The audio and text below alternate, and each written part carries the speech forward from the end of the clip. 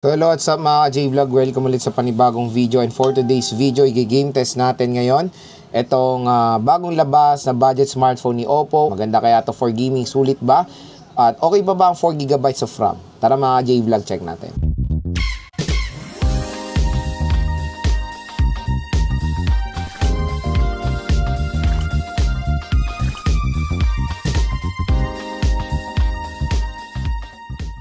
So yung mga ka-J-Vlog, i-game test natin itong Oppo A5X at 4 games ang ating test since 64GB lang yung ating kinuha.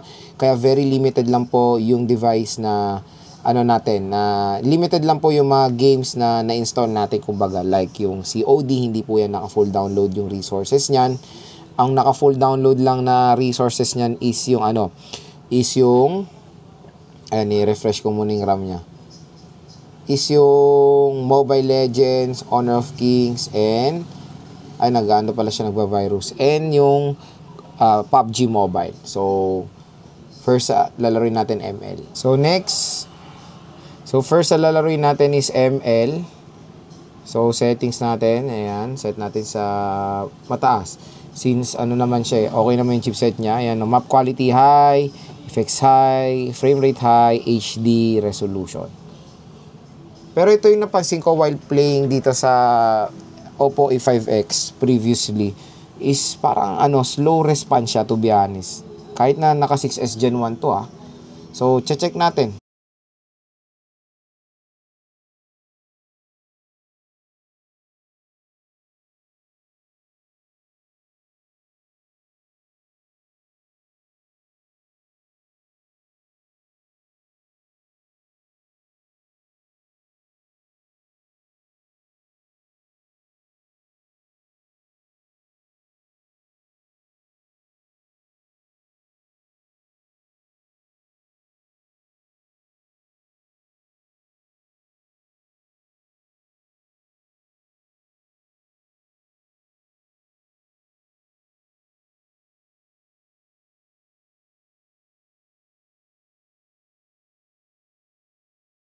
So pagdating sa Mobile Legends, nakakalaro naman tayo kahit papaano dito sa Oppo A5X. Pero ito lang napansin ko nung naglaro ako before dito.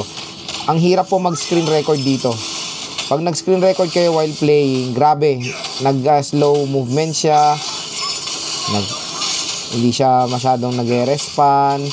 Kaya mas okay siya, yan, pag hindi siya naka-screen record, playable naman siya or better yung performance niya. Meron mga slight frame drops pa rin from time to time. Pero yan, makakalaro naman kayo kahit papaano ng ML dito sa Oppo A5X. Screen record lang talaga problema nyo while playing. So next is Honor of Kings tayo. Yan, meron silang pala collaboration sa Jurassic Park. Doon naman sa ML, ewan ko anong dinosaur yun. Puro dinosaur ngayon . So graphics natin, set natin sa mataas. So, FPS natin high, resolution ultra.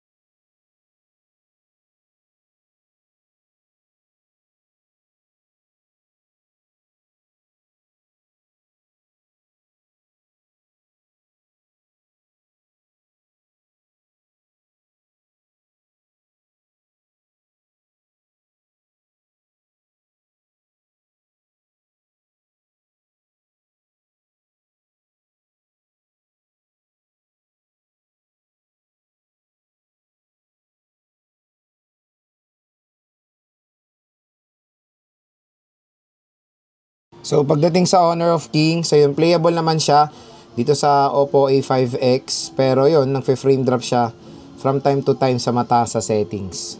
So settings natin, graphics, pag sinet kasi natin sa ganyan, pag high, maglo-low, kaya ganyan na lang, graphics low, frame rate high.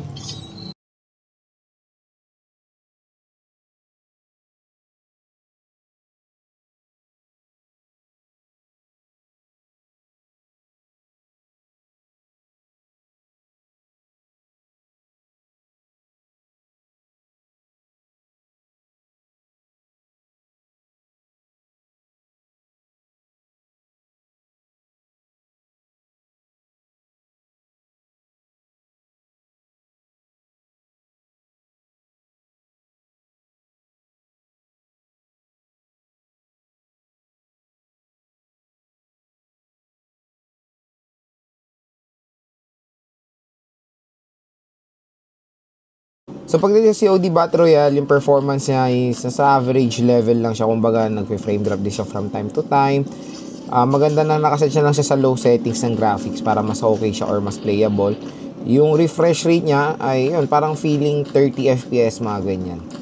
So movement okay naman, pero napapansin ko lang nung first na naglaro ko dito, sa pag may kalaban yun, tumatalon siya or nagfe-frame drop siya from time to time. So playable naman po ang COD Battle Royale dito sa Oppo A5X, pero always manage your expectation, nagfe-frame drop po siya.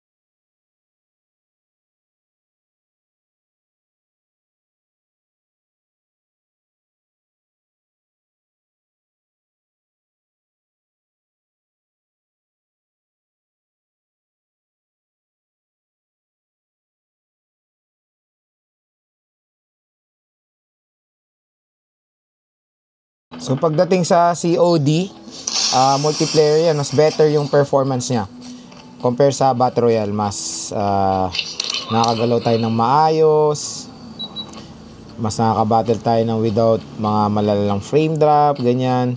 So yun, super playable naman po ang multiplayer dito sa Oppo A3X. Maganda naman ang performance niya kahit papaano.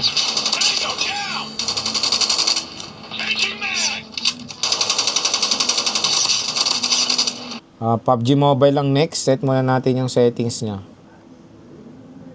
Let's check graphics. So balance ang graphics natin. So graphics preference natin, better frame rate na lang. Ayan, apply natin.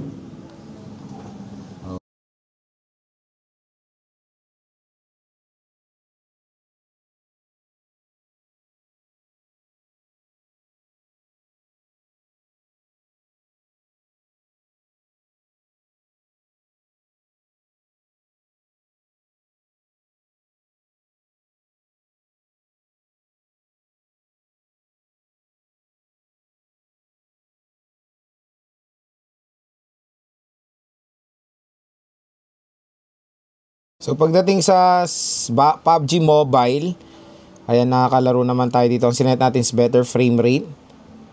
May mga few frame drops din tayo na experience habang naglalaro, pero minor lang naman at manageable naman siya. So playable naman po kahit paano ang PUBG Mobile dito sa Oppo A5X. So yun mga ka-J-Vlog, ang game test natin dito sa Oppo A5X. So yun, ang pinaka main question is maganda ba siya for gaming? To be honest, medyo 50-50 tayo dito sa performance sa gaming. Even though naka Qualcomm Snapdragon 6S Gen 1 siya. Siguro ang theory ko dito nakulangan din sa RAM. Kasi ang pinaka nalungkot ako sa part na to, while playing, nag-screen record ako, is grabe. Hindi niya, ang pangit ng performance na pag ganun, na nag-screen record kayo while playing, grabe yung slow movement, minsan delay pa. Kaya yun lang yung isang major problem na nakita ko dito. Same din dun sa Oppo A5i, na while screen recording is hindi po na ano yung maximum performance niya or pangit yung performance niya.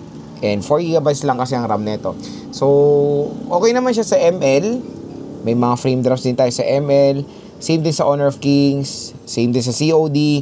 Pero sa COD mas better siya sa multiplayer. Sa PUBG Mobile okay naman yung kanyang performance. So yun mga ka-J-Vlog, for me, for its price tag na 5,000 pesos, 64GB talaga is a big no-no na yun. Unliit na po ng 64GB. Pero no choice tayo, ganito ang price pa rin ng Oppo A5X kasi I think ang SRP nito is 6.5. Nakuha lang natin siya ng 5 plus, discounted na yon. Pero again, 64GB, sobrang liit na po niyan. Marami na naman nagsasabi, pinuno mo kaya hindi siya maganda performance. Hindi naman po doon nagbe-base yan. Nagbe-base pa rin kayo pag naglalaro kayo sa RAM. Kung wala namang task or wala namang naka-open, is in game lang naman ang naka-open, doon pa rin tayo magbabase sa RAM, of course. So yun mga ka-J-Vlog, kung i-rate ko yung gaming performance na first price tag na 5,000 pesos, walang loss. Ang highest na score ko dito, to be honest, nasa 5. Unang-una, kulang sa storage. Pangalawa, kulang sa RAM. Pangatlo, medyo slow response siya. kahit nasa menu pa lang tayo ng game. I don't know kung bakit ganun yung performance niya, siguro sa operating system din, hindi pa masyadong optimized doon sa 6S Gen 1. Ibang-iba yung performance, to be honest, ng Oppo A3X compared dito sa Oppo A5X. Mas better for me yung experience ko doon sa Oppo A3X before.